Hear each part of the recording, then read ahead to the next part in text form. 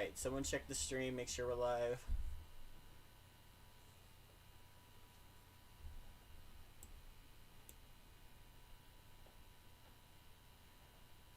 Are we live?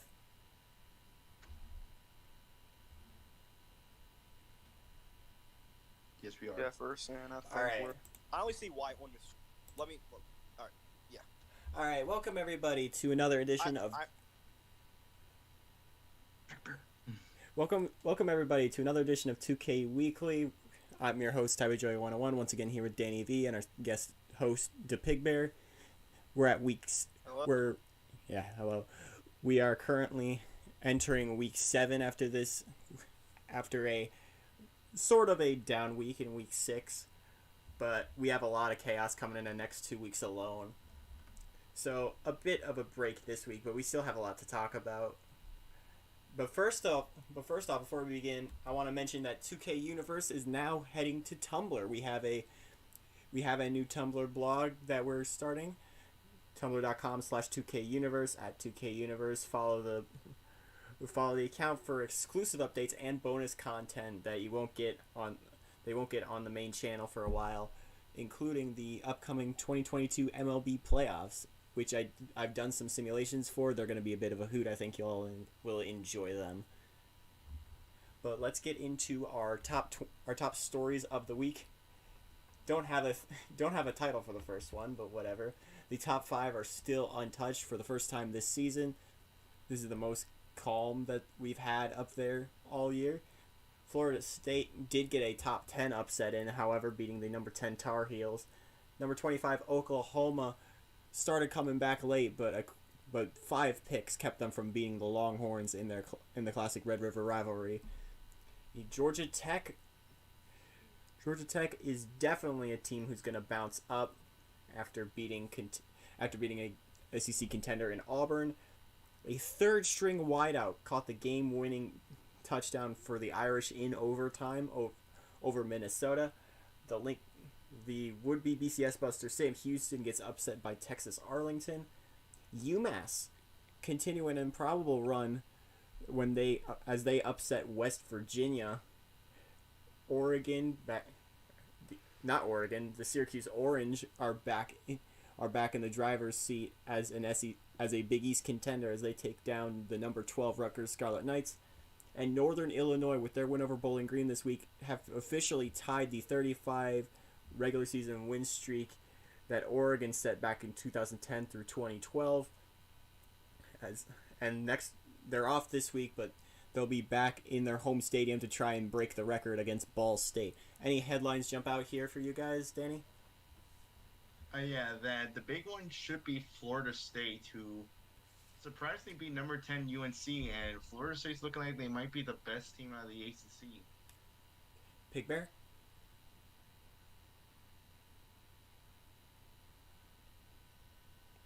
Pigbear? Just how Northern Illinois can continue their streak and on to, but yeah, I think they've just continued it on. That's a good streak that are going on. Let's start our games on Wednesday. Central Michigan hosting Ohio. As you can see, Central Michigan honoring the Saginaw Chippewa Indian tribe for Indigenous Peoples Day, which is on Monday. Central Michigan, the Chips managed to get past the Bobcats 33-30 on a game-winning 39-yard field goal by Willie Davis. Fred Hicks for the Chips was 23 for 43, 327 yards and 3 touchdowns. Matt Wiggins had 4 receptions for 48 yards and 2 TDs. Ohio's Dan Marquardt was 15 for 22. He had 216 yards, a touchdown, and a pick. Mike Johnson was 16 for 122 and had a 48-yarder go to the house. And the Ohio defense was able to scoop up 3 sacks. And this matchup, it may not look it, but these are 2 of the best teams in the MAC, aside from the elephant in the room. Danny, your thoughts? Yeah, that Central Michigan's looking like they might be Northern Illinois' biggest challenge, so we have to see how Central Michigan does throughout the rest of the season. Pigbear?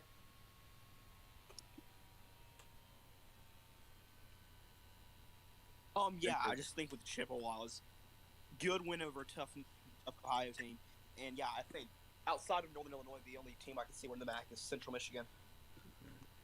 Let's head down south to Maverick Stadium in Arlington. Sam Houston State rode into this game 5-0. UT Arlington was also unbeaten in a matchup that would set the tone for the Southland West Division.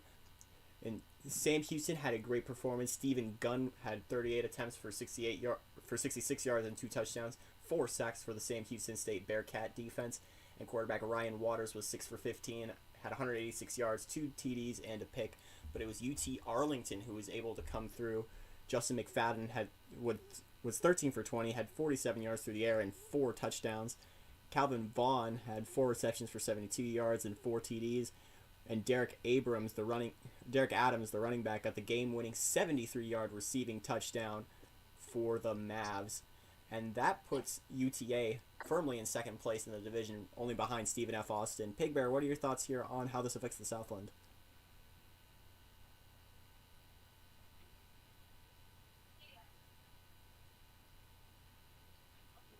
Pigbear?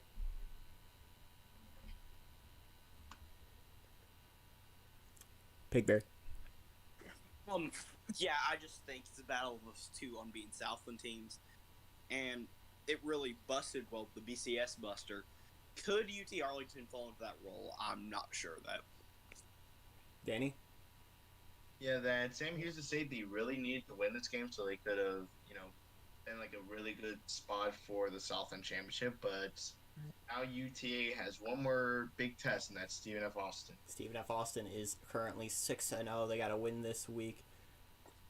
And the Lumberjacks currently control their own destiny in that division. Let's head up to Syracuse at the Carrier Dome. The Orange coming back home and shocking the number 12 Rutgers Scarlet Knights. Rutgers kind of on a slippery slope as of late. After a great start to the year, they fell to Oklahoma State, the current number 1 in the country, and now they've had another slip-up against Syracuse. Dustin Cox, the quarterback for Rutgers, was 16 for 35, 244 yards, a touchdown, but 3 ghastly picks. Jonathan Sanchez had 34 attempts on the ground with 150 yards and a touchdown to show for it. The Rutgers defense had 5 sacks and a pick. George Jones had 72 yards on the ground off of 12 attempts and a touchdown for the Orange. Matt Taylor was 10 for 14, 157 pass yards, 28 rush yards. No touchdowns for him, and he did suffer a pick. But the Syracuse defense got 3 of their own, which gave them prime opportunities to score and take the 26-17 win. Danny, the Big East is now in the hands of the Orange, or is it? What do you think that this is a de facto Big East title game? I don't think so, because there's one more team left that no one's decided is in this division, and that is UConn, who is still undefeated and is currently bowl bound. So I think probably UConn might be the new front runner team. Pigbear? I think the Orange men are in the driver's seat, per se. Again, Orange men. I'm sorry for all of that. But, yeah, I can see UConn. I think UConn will probably end up winning this conference, but for now, I think Syracuse is in the driver's seat. All right, let's head down to Notre Dame Stadium for a classic in South Bend. The number 18 Notre Dame Irish hosting the number 17 Golden Gophers of Minnesota. Minnesota falling to 3-3, 1-1 after this 27-31 loss to the now 4-1 Notre Dame. Chance Morgan returning for the first time since getting injured in his game against BYU. He's 20 for 25, 267 yards and 2 TDs. Bruce Clark had 100 rushing yards and a touchdown. Matt Lowell, I believe that's what that's supposed to say, had 5 receptions, 89 yards and a touchdown. Notre Dame's Rodney Ross was 29 for 53, 328 yards and 4 touchdowns. Anthony Washington had 4 catches for 30 yards and 2 TDs. And Marshall Thompson, a freshman wide receiver, was called in overtime and would catch a game-winning 3-yard reception in overtime to lift the Irish over the Gophers. And now I feel like the Irish control their own destiny in the Big 10 Legends division. Danny, your thoughts? I think Notre Dame is now the new frontrunner of the Big Ten, because they already took care of Michigan, they already took care of Minnesota, and they don't really have any big tough tests until Indiana Northwestern, which is much later down the road. Pigbear? Well, just again, teams battling position in that Big Ten Leaders Division. Well, legends. But yeah, Notre Dame, I think, could be in the driver's seat for that division. How about we head down to Bobby Dodd in Atlanta? The Auburn Tigers have had a great stretch of football thus far, but it wasn't enough to get past the now 5-0 Georgia Tech Yellow Jackets. 34-23 the final score. Trey Justice had 30 attempts, 251 yards, and 4 touchdowns on the ground for the Yellow Jackets, the longest being a 65-yarder. Maurice Russ, the quarterback, was 9 for 13, 191 passing yards, and 17 rushing yards. And Alex Stevenson had a sack and a pick for the Golden Blue. The Auburn Tigers, Cody Crenshaw had 23 attempts, 183 yards, and a 46-yarder TD.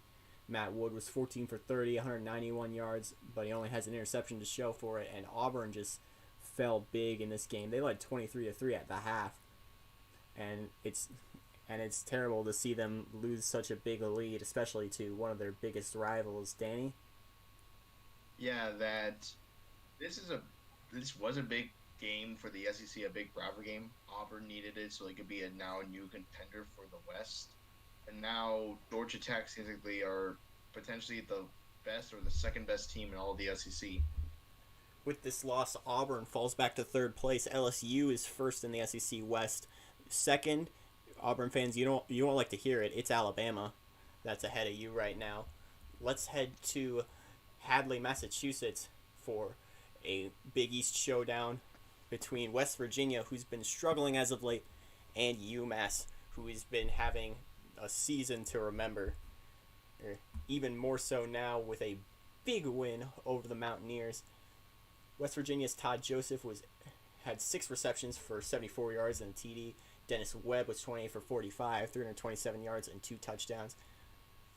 For UMass, Wesley Hayes had a day, 21 for 30, 297 yards and 3 TDs. Jonathan Espinoza had 6 receptions for 91 yards and 2 TDs. Running back Cole Pendleton put the UMass Minutemen up late with a go-ahead 60-yard TD with 3 minutes 27 remaining. The Mountaineers got it back, charged all the way down to try a 38-yard field goal, but it misses with 40 seconds remaining. UMass runs out the clock, 34-31 the final score. The Minutemen are now 5-1. Who saw this at the beginning of the year, Danny? Yeah, that UMass has become like a sneaky contender in the Big East, so maybe they could also be a front runner for it. And West Virginia, their hopes for winning the South had just gone lower with another conference loss. Their last week they had another tough loss to Temple. So this is a slippery slope for the Mountaineers. Pigbear, you probably have a lot of strong feelings about this. Well, you just gotta say, this is shocking from this West Virginia team. I thought this West Virginia team could compete in the Big East here, but all props out to UMass. I gotta run really quickly, but I will be back on the stream in about 10-20 minutes. All right, we'll have a lot to talk about, so you'll probably be back in time. Let's head to Florida State, North Carolina, up in Chapel Hill. The number 10 Tar Heels came into this game undefeated with 2 wins in conference. The Florida State Seminoles advanced to 5-1, now 4-0. They have the best record in the ACC now as they beat the Tar Heels 14-10. Brandon Powers was 19 for 22, had 302 yards and a touchdown, but 3 picks are definitely something he'll need to improve on. Chris Stallings had 18 attempts for 70 yards, a 51-yard touchdown as well. Left end Jay Jefferson had himself an amazing day, 4 sacks. UNC's Charlie Malone was 12 for 21, had 174 yards and a touchdown. Matt Robinson had 25 attempts for 81 yards. And the North Carolina defense showed up big. This was a very defensive game. 2 sacks, 3 picks for the Tar Heels, but it wasn't enough to get past the Noles. Danny? Yeah, that this was a big win for Florida State, an entire statement for the ACC. Mm-hmm. Now I'm pretty much sure that Florida State fans are now hopeful they'll win the division, and Virginia Tech fans might think they could have a chance. Virginia Tech is currently second in the conference standings, but overall they are the number 3 team in the country. Florida State definitely catapulting themselves into the top 25 conversation with this win. How about we head to Gerald J. Ford Stadium in Dallas, the second biggest game to happen in Dallas over this weekend. Memphis, number 23 in the country, putting a show on SMU. Big game, big statement for the Tigers. They're now 6-0 with 2 conference wins. Lance Jenkins, the quarterback's 25 for 30, 458 yards and 4 touchdowns, but a pick does dampen that a bit. Ryan Cobb had 5 receptions, 112 yards and 2 TDs. And wide receiver Derek Higgins had 4 receptions for 146 yards and 2 TDs. For SMU, Ben Miller had 22 attempts, 85 yards and a TD. Dave Herrera was 15 for 26 and 159 yards. And Byron Gonzalez was able to nab that big pick that gave SMU their only touchdown of the game. And I might be saying this a little early, but Memphis looks like the best team in the Conference USA, Danny. Yeah,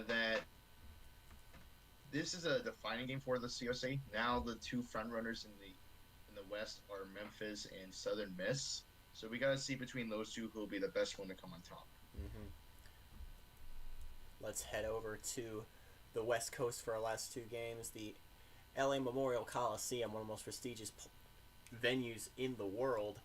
Number 21, USC, taking on the Arizona Wildcats. USC making themselves known. Huge statement win for the Trojans. Ryan Benson had himself an incredible day. 25 for 29, 341 yards, 6 touchdowns through the air.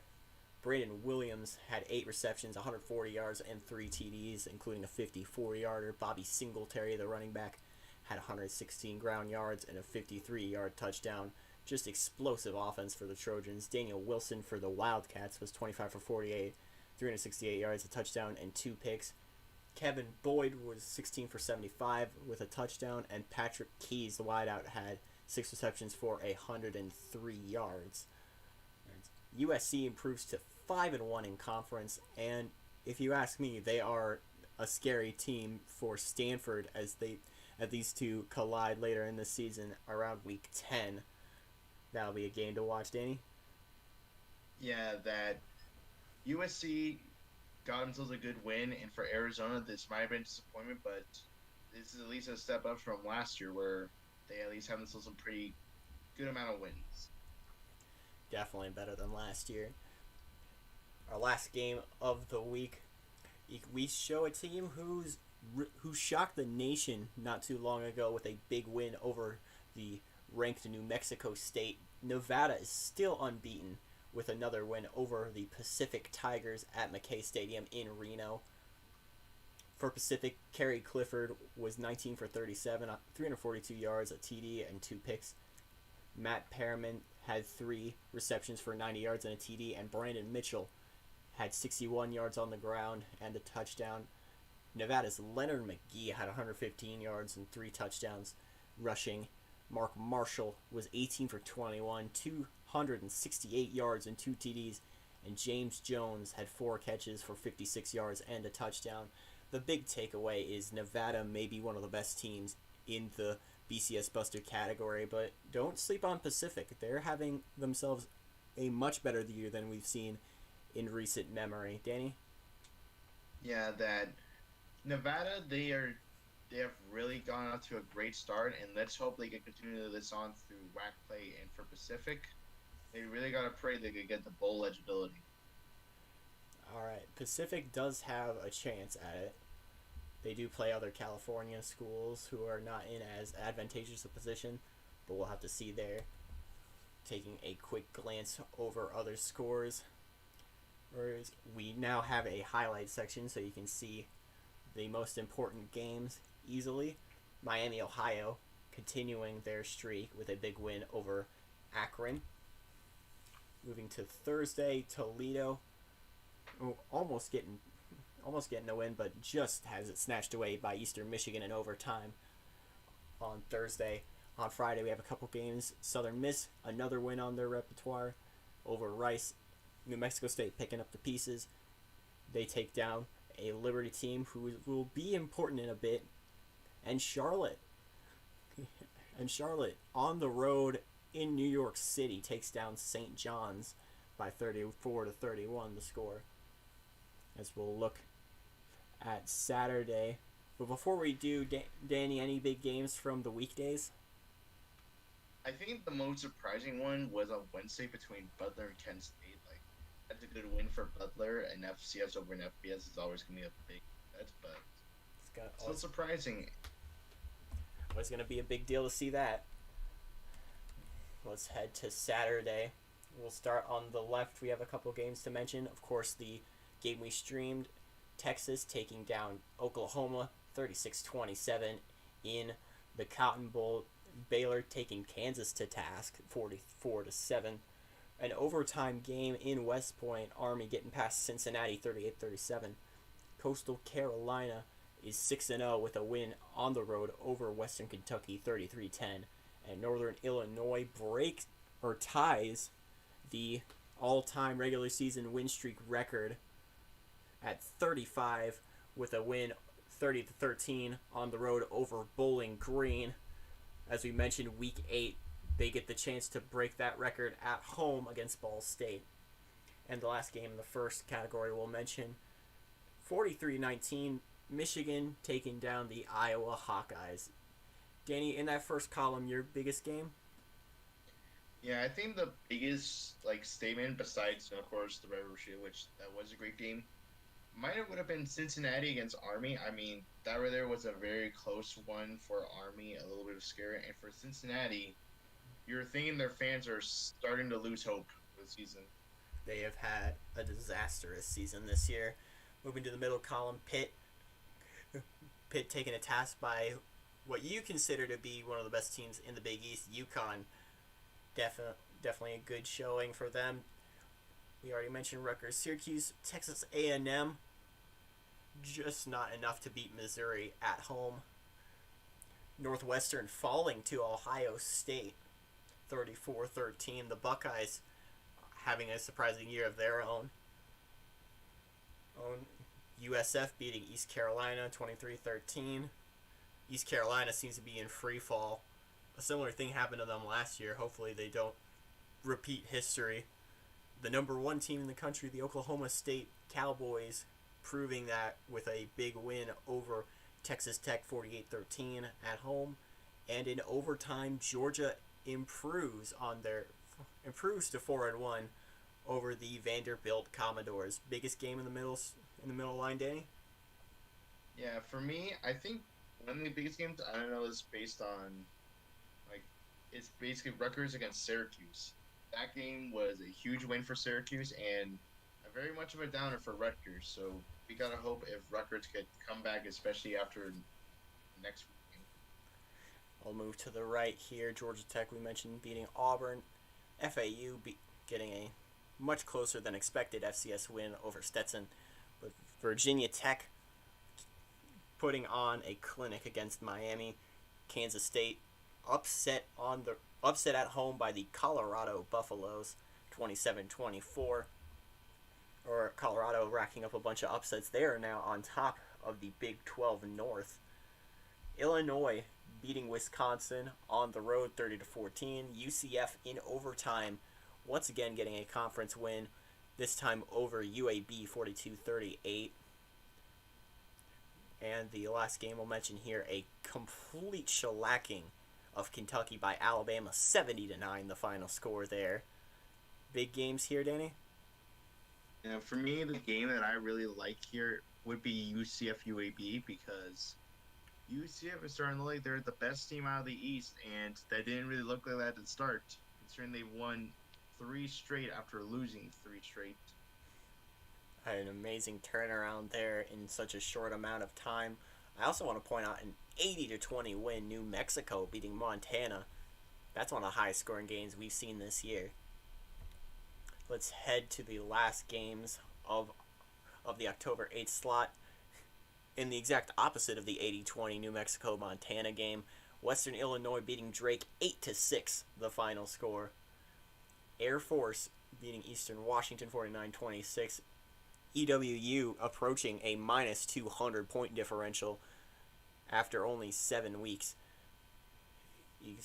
A big game down in Oregon, a lot closer than you would have wanted it to be, but the Ducks do get past the Cal Bears 28-27. Boise State, though, no contest in Allegiant Stadium against UNLV 49-17. Big win for the number 2 Broncos. Danny, your big games? Idaho against UTEP. There was a pretty good game for Idaho.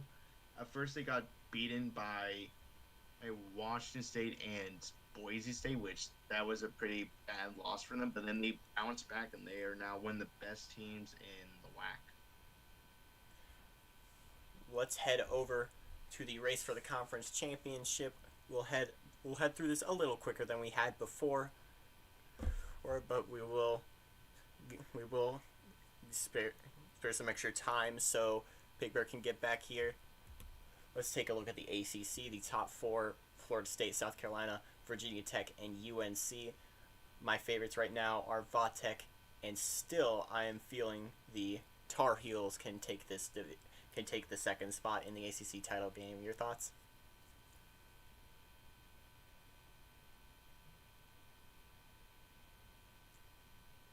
Danny, your thoughts? And that, for me, it's basically going to come down to Florida State, Virginia Tech, and I definitely do think these two will meet in the conference championship game.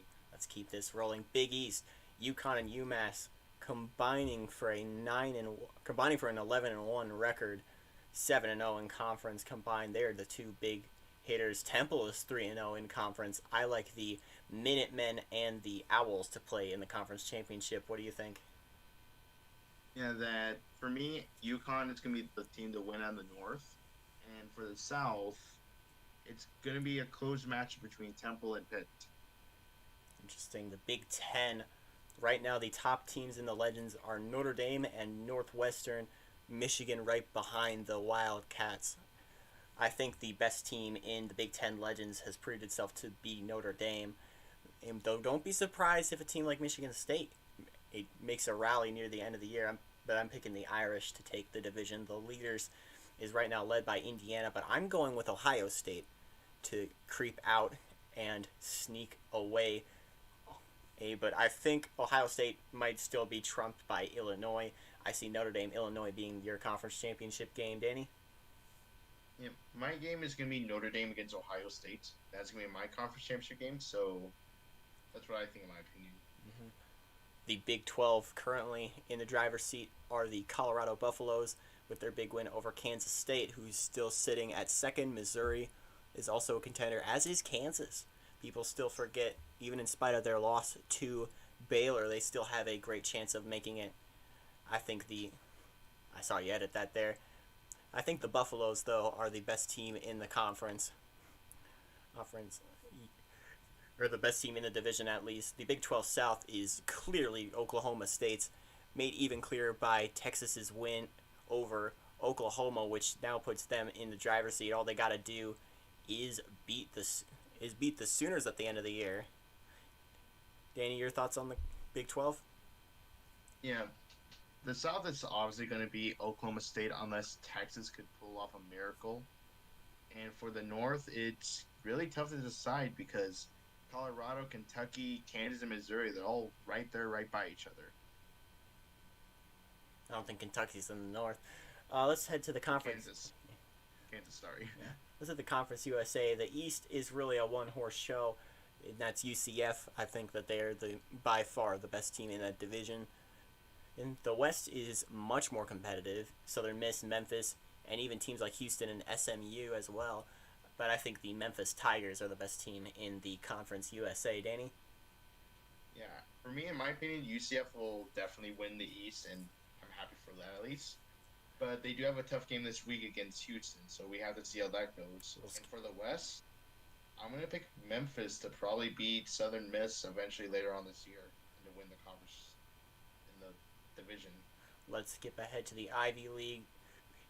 Columbia had the lead, but they've lost their last two, and now Dartmouth's on top. I think the Dartmouth Big Green are the best team in the conference. Danny? Yeah, I definitely do think Dartmouth would probably be the best team, especially how they had beaten Princeton like very easily. But don't put down on Harvard. They always find some way to make it back on top. The MAC East is currently led by Marshall and Ohio. Oh, I'm picking Miami, Ohio to take the MAC East. The MAC West is a two-horse race. The Central Michigan Chippewas and the Northern Illinois Huskies. I'm being bold and picking the Chippewas once again to take the MAC West. Danny? I'm picking Northern Illinois to win out of the West, but I definitely do think Marshall will probably win out of the East. But they have to beat Miami of Ohio first. Mm-hmm. Let's head to the next slide. The Missouri Valley. Northern Iowa is second currently in terms of conference standings in the Missouri Valley East. Southern Illinois is your leader, but I'm easily picking the Panthers to take the East. The West, not as clear cut. Currently a tie between the Shockers and the Coyotes. I'm picking Wichita State to take this division. Danny? And for the East Division, I definitely think it's just Northern Iowa's division. They were just on a bye week, so couldn't really play. But for the West, I definitely do think that at the matchup between Wichita State and South Dakota, which that is actually this week, is going to be the game that decides the division. Big game. Also watch out for South Dakota State lurking behind those two. The Mountain West Mountain Division currently led by BYU and Utah, but I'm not going to pick either of those teams. I'm picking Wyoming to take the Mountain Division. The West is a TCU Boise State showdown. I'm picking the Broncos to finish the season unbeaten and play in the national title game. Danny? Yeah, for me, it's going to be BYU's going to win on the Mountain, but for the West Division, I'm going to say TCU. They've looked really impressive. Let's head to the Pac 10, where currently, I don't think that's supposed to say Stanford twice, but currently the leader is Oregon, sitting at a 3-0 conference record. Though Stanford and USC is going to be a big matchup, I think the best team in the Pac 10, aside from Oregon, is going to be USC. They've really rallied late in the season, and I think that they'll put on a show against the Cardinal. Danny? Yeah, for me, it is going to be Oregon and Stanford, and sorry that was supposed to be Washington instead of Stanford twice, which, oopsie, but we'll get past it. But definitely do think it is going to be Oregon and Stanford are going to be playing for the championship. Let's head to the SEC East. The state of Georgia is your MVP there. They're 5-1, 2-0. Georgia is sitting on top. Georgia Tech is second. I'm picking the Yellow Jackets to take it that week. The SEC West is a lot closer than you would have expected. LSU and Alabama will face off later this year to decide it. I'm picking the Tigers to win the SEC West. Danny? For me in the East, it's got to be Georgia Tech. But for the West, I'm going to go bold and say Alabama wins it. Interesting. The SoCon North is completely turned on its head in only 2 weeks. William & Mary is sitting on top at 3-0. App State is currently in third. I'm picking a bit bold, but I'm going to pick the Tribe to win the North. The South is pretty much a done deal, though. I'm picking the Georgia Southern to win that division. Danny? Yeah, for me, I definitely do think App State's just going to come back and probably beat all the rest of these teams, but who knows? And in the South, it's got to be Georgia Southern. They definitely look the best out of everyone. Let's head to the Southland. Currently, Lamar and Southeast Louisiana are 1-0 in conference. A lot of teams had byes this week in this division. The only one that didn't was McNeese State. They have a bye in week 8. But I think the McNeese State Cowboys are still the best team in the division. Danny? Yeah, for me, in the East, it's pretty much tied, but anything can basically happen. I think maybe Lamar just gets the slight edge, maybe. As for the West, I didn't mention my West thing either. Stephen F. Austin is by far. We saw a bit of struggle from Sam Houston, and I don't know if they're legit. I think that Stephen F. Austin is definitely one of the best teams in the BCS Buster category. Danny? Yeah, and for the West, I definitely do think Stephen F. Austin will win, but Texas Arlington will definitely give them a good showing, especially when they will play the second to last week at Texas Arlington. That place will be on fire. that night. Let's head to the Sun Belt, Fun Belt. Coastal sitting on top at 3-0. 2-0 is Georgia State. FAU looming behind. I'm picking the Chants to win the Sun Belt East in their first year as a Sun Belt member. The West is currently North Texas's to lose. They're 4-2. They'll easily take it there, and we'll have a matchup of teal and green in your conference championship game, Danny. Yeah, for me, I definitely do like how the East has the two newest teams as the top teams, which I find that pretty funny. But I think Coastal Carolina will pull it out, and for the Sunbelt West, it's probably going to be North Texas who will win it out. As for the WAC Pacific, currently Nevada in the driver's seat after their big win over New Mexico State, and Hawaii's upset by Long Beach. Fresno State is sitting second at 1-1 in the division. I'm picking Nevada, but I think it comes closer at the end thanks to Hawaii rallying off a bunch of wins. The WAC Mountain is currently a 2-horse race between Idaho and New Mexico State, who play next week to decide the de facto mountain champ. I'm picking the Aggies in that game and in this division. Danny? Yeah, for the Pacific, I definitely do think Nevada will probably win this out rest of the way, especially how they looked impressive, including that game against New Mexico State. And for the Mountain, I definitely do think New Mexico State will probably edge out Idaho. All right, let's head over to our next slide. This is the bowl bound. Danny added this week. These are all the teams who are currently 6-0 and have locked in bowl berths. Boise, Coastal, UConn, LSU, Memphis, Northern Illinois, Oklahoma State, Southern Miss, and Stephen F. Austin are all going bowling this season. There are a couple teams that are just outside that can clinch it this week. Danny, you want to mention them? Yeah, some of the teams that are notable is like Florida State, North Carolina, Virginia Tech. Those guys are all outside. UMass is also standing right there. They're Northwestern, of course. Notre Dame, just slightly off. Same thing with Michigan. There's also Indiana, who could also do a big run. And we have like several other teams like Baylor. We also got Miami of Ohio. We got so many teams who are currently at 5 wins, and that anything could happen where they could either go bowling or they'll just slightly miss it. It would be such a shame if they were to slightly miss it. We have some. Hang on. There we go. We have some conference realignments that we got to announce. Some big changes, both in football and outside of it. We'll be starting in the football circle for the Conference USA specifically, adding 2 new teams. The first of which, the Liberty Flames, becoming a full-time Conference USA member in 2023. If you remember, the Conference USA had 14 teams. The 2 teams that left were DePaul and Marquette. They left for the Big East Conference as full members. In their place will be Liberty and a second member we'll get to. Liberty has been playing as an independent this season and a basketball member of the Trans-American Athletic Conference, which we'll explain later. They'll be joining the Conference USA as member number 13. Danny, what does this team bring to the Conference USA? And for Liberty, in football, they have been kind of struggling, but they do have themselves a bunch of regional games that they could potentially do that.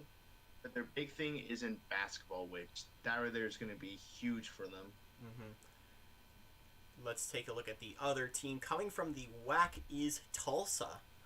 The Tulsa Golden Hurricane had been playing in the WAC since the 90s. This will be their first time outside of that conference. They'll be playing in the CUSA as a West Division member. The Golden Hurricane had a great season last year. They lost their bowl game in the Seattle Bowl to Wyoming, but this team is still heading good places. Danny?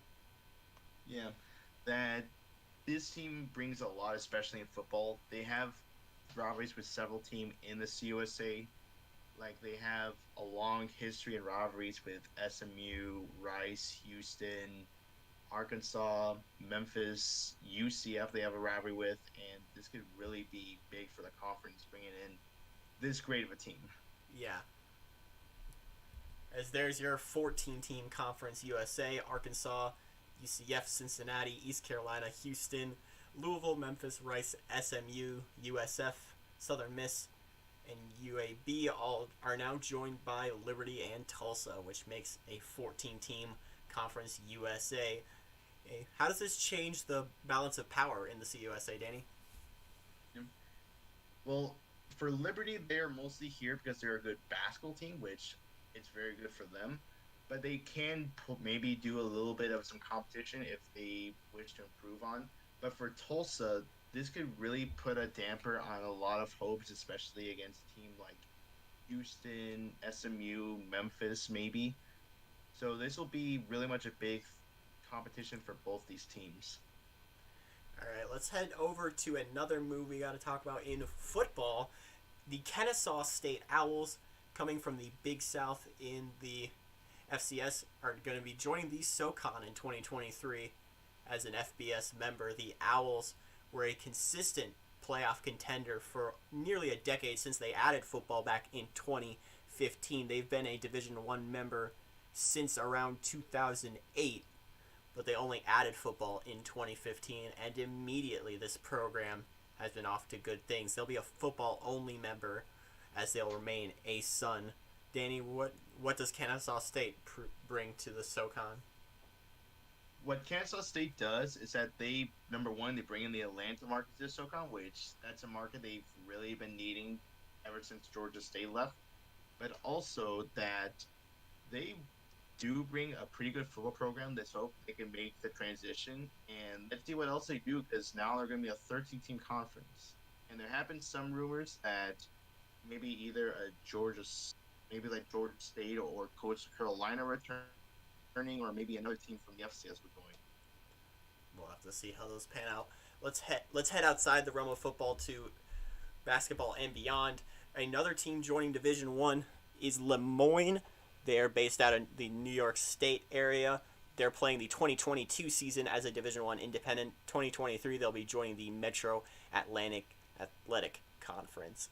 Lemoyne is not a very well-known team, but hopefully they'll be able to make a name for themselves. Their biggest win came back in 2006 when they upset Syracuse in a preseason game.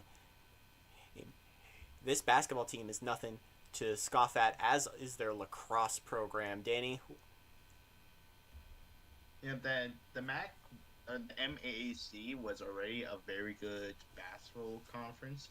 So now by bringing in Lemoyne, they bring up a pretty good D2 program. So it'll be impressive to see how they perform here, and let's see if they can do good. That would make the MAAC have 15 teams, though one team is leaving, that being the Utica Pioneers, a member since the 90s. They are now moving to the ECAC, another conference which we'll talk about. We have a college basketball explanation planned. Pigbear will fill you in a moment. But the Utica Pioneers are best known for their hockey program, but the Pioneers still manage to put out solid basketball teams. They've made it to the NCAA tournament twice since joining the MAAC. Hopefully this will be an even better route for them. Danny? Yeah, that the ACAC always wants to find some way to improve, and these guys, they do bring up a quality basketball program. Once again, the big thing I have to question about is transition, because, D2 to D1 is always going to be tough, but... Utica was already a D1 team. Oh, oops, sorry. But let's hope if Utica could bring a quality program with them. All right, Pigbear just rejoined us. We'll fill him in on some football moves that we've made. The first being Liberty and Tulsa becoming full Conference USA members in 2023. That brings the CUSA up to 14 teams. They come in and replace the non-football members DePaul and Marquette. And Kennesaw State joining the Socon in 2023 to become the conference's 13th member. Pigbear, any thoughts about these moves? It's just kind of the revolving door that is conference realignment, but I think Kennesaw State's a good geographical fit. Again, not far from Western Carolina, not far from many teams in that conference, and it's kind of weird to see Liberty go. Weird to see Liberty, and I don't think it's a bad move. Just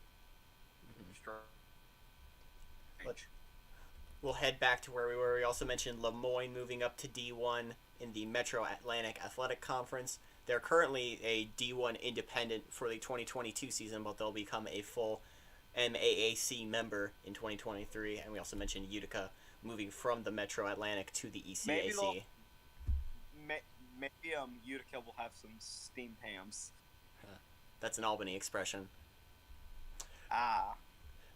And now we bring ourselves to the Transatlantic Athletic Conference, who is adding 3 new members. Liberty was a non-football member, but they left, but they're bringing in 3 new. The first team is East Tennessee, coming out of the Socon. The Buccaneers joined the Socon around 2009 after a stint in the A-Sun, but now the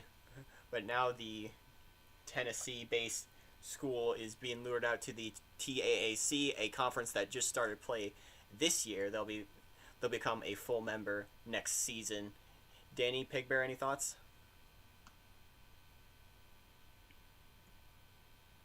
It's like the It's like the Southern Conference gets sacked and then just replenished every year. Mm-hmm. And you're gonna have that these teams, they better hope that they could compete to the best, and let's hope that all of these conferences where all these teams are leaving, they could find some way to replenish their numbers, because there's a good amount of teams that are leaving. The SoCon goes from 14 to 13. In the TAAC is also welcoming the Mercer Bears, an A-Sun member and a SoCon football, or rather a Big South football affiliate. The SoCon is FBS. As Mercer, better known for a fledgling baseball program, that they're hoping that the move to the TAAC will let them truly shine. They've had a lot of issues getting to the next level, especially in a conference with teams like Florida Gulf Coast and North Florida, and now that conference has brought in Tampa for the 2022 season, which we'll talk about in our college basketball vid. This will be a very competitive TAAC bound Mercer Bears team. Danny? Yeah, this is gonna be a really interesting conference. You got teams from all over the country, from like just from the east to Texas, from Georgia, New Orleans, Texas, and Tennessee, and so many other places. So it'll be interesting to see how all these teams interact with each other. Mm-hmm. Pigbear?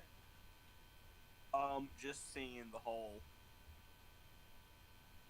TAAC getting a good Georgia member and a Mercer, and a good Tennessee member and with Eastern Tennessee State.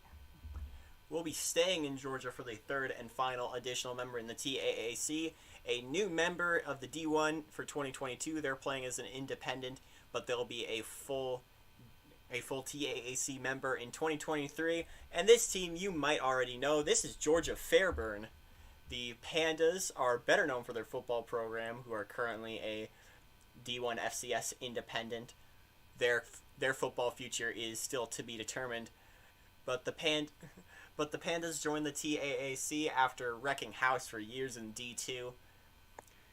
Who this UGF team is ready to prove themselves on the next level. Danny? Yeah, that UGF, they are extremely impressive. Though, are they going to actually leave the Big South in football and they're making a football conference with us? This is non-football. Okay, then let's hope that their football program will compete the best, and for their other sports, this is probably going to be like their big chance to come out with a big statement and become a big leader in the conference. Pigbear? One thing I will touch on about this, they can start developing a rival with Mercer because, again, both schools are off I-75. Maybe call it the War on 75 or something like that. There's already a I-75 rivalry, that being Toledo and Bowling Green, but Fairburn is in the Atlanta area. Mercer is in Macon, so that's not... Macon, that's not too far off. The TAAC, for those not initiated, is now at 11 members for the 2023 season. Currently, they're at 9.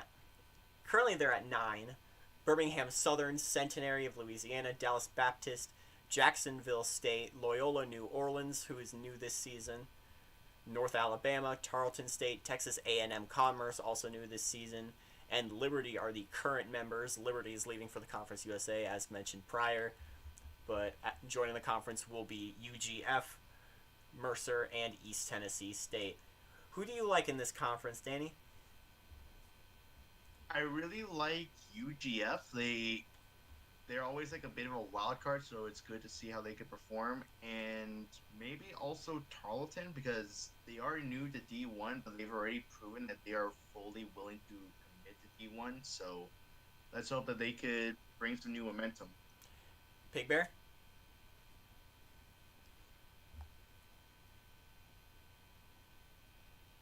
Pigbear? That previously mentioned I-75.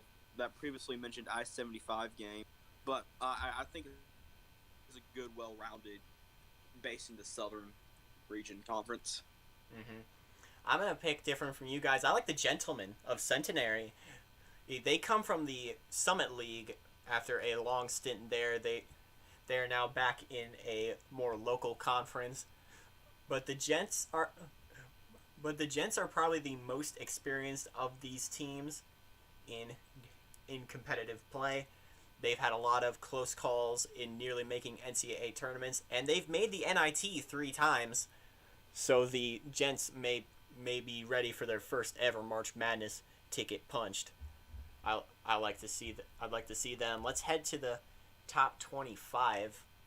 Okay, getting back to football, back on track. Pigbear, you're just in time for this. Yes, we'll go right fast through the top 5 as it doesn't change from last week. It's still OSU, Boise, Virginia Tech, LSU, and Northern Illinois. Any new thoughts here at all? No, not really, besides wondering which one of these teams will be the one to make it to the BCS championship, and which one of these will be the one to prove to be the imposter among them. A good reference, good reference, Pigbear. Pigbear.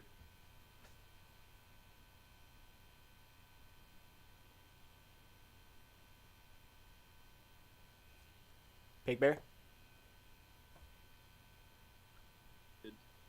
Well, around the top, slide slow so I can look at it. Is it not loaded? But it's fair. We'll move on to the next. It's loading, but I started to confusing peaks. I think it's a fair top 20. First. Well, let's head to the next section. A couple shufflings.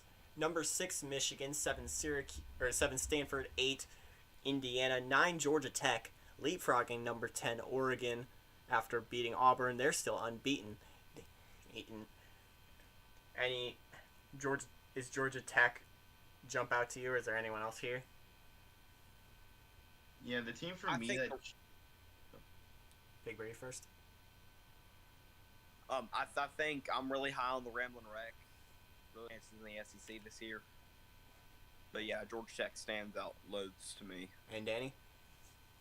Yeah, for me, the big surprise teams will be probably Georgia Tech and Indiana, because those two teams, they've had themselves a little bit some close matchups, but these teams are still proving that they can still compete even with their loss. Let's head to our next 5 up. Number 11 will be Baylor. They got a win over Kansas. Number 12 is Illinois. They beat Wisconsin. Number 13, Notre Dame, coming off the win over a ranked Minnesota. Number 14, TCU, still unbeaten.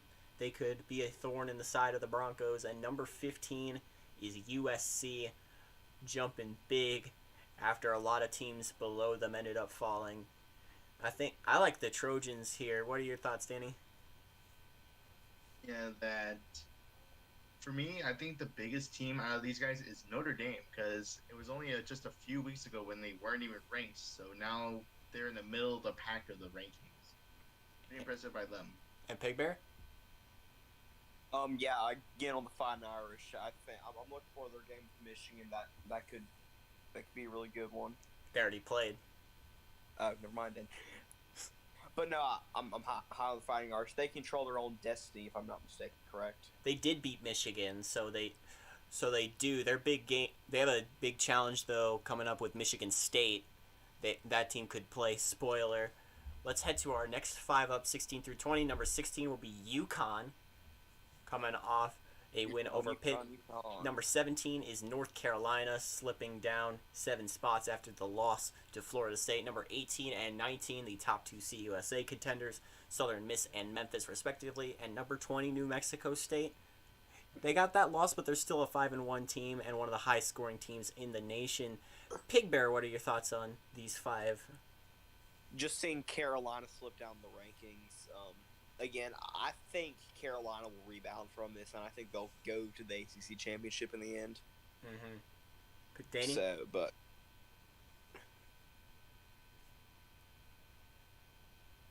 Danny? Yeah, that the teams here who are notable to me is UConn, that they have basically jumped over the rankings for a bit. They have basically become the best as Big East team, I think, when it comes to the rankings.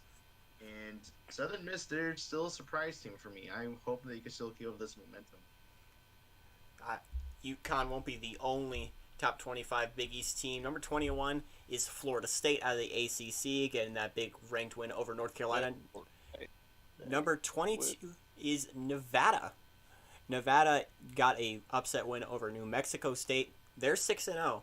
They're one of the best looking teams in the West. Number 23 and 24 are coming out of the Big East. Syracuse and Rutgers, the Orange jumping up after the Scarlet Knights slipped down. The Knights lost to Syracuse.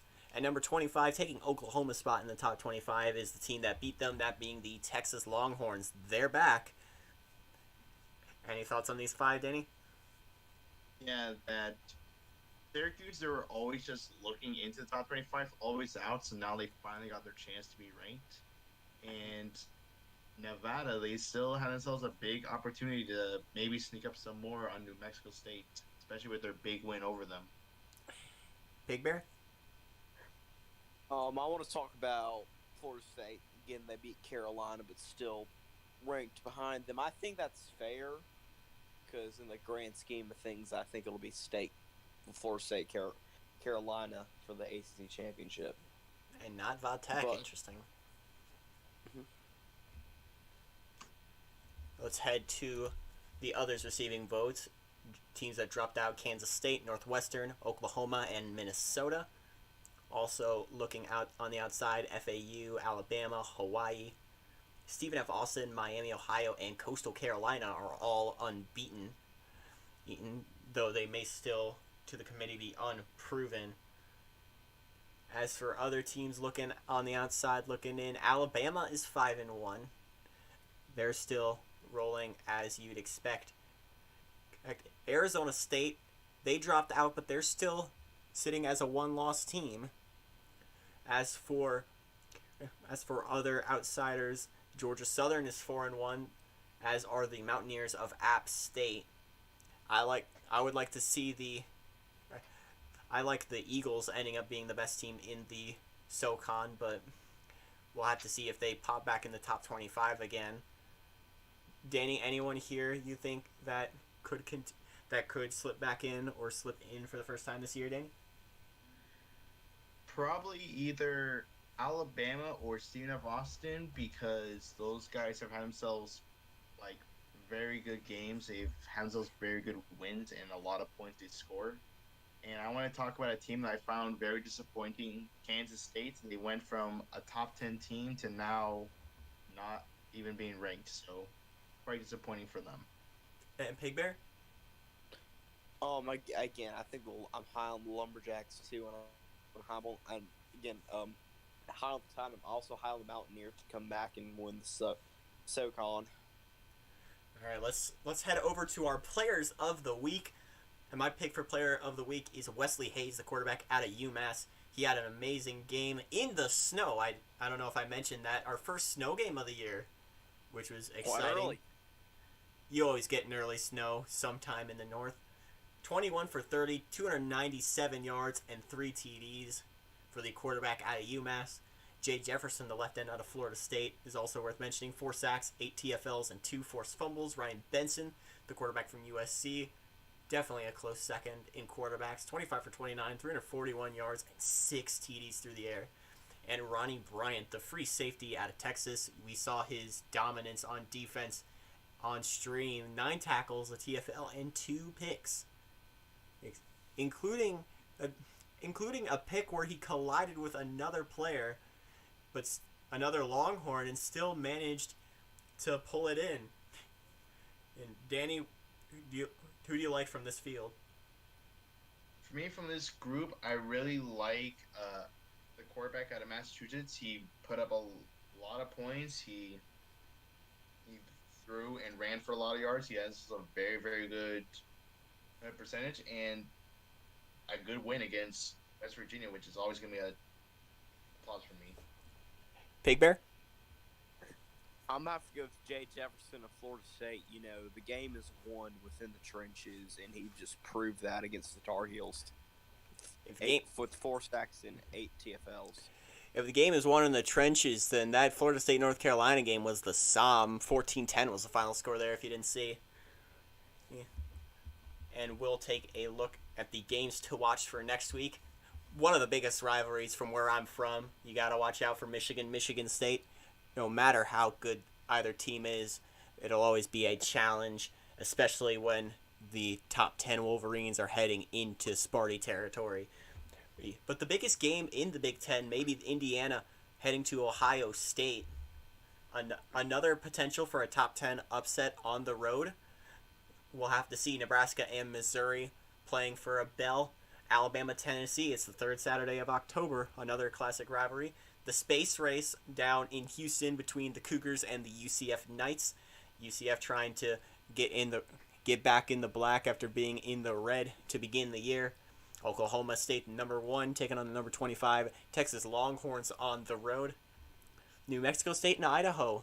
Doesn't look like it, but this could decide the WAC, depending on how this game goes. Florida, Georgia Tech, a big game in the SEC East.